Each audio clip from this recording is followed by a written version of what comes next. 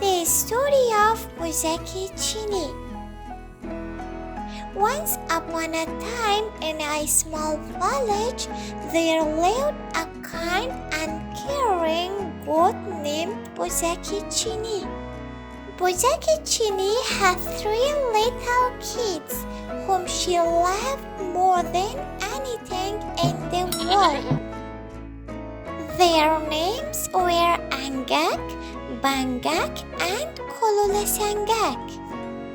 Every day, Buzaki Chini would go to the meadow to find food for her kids.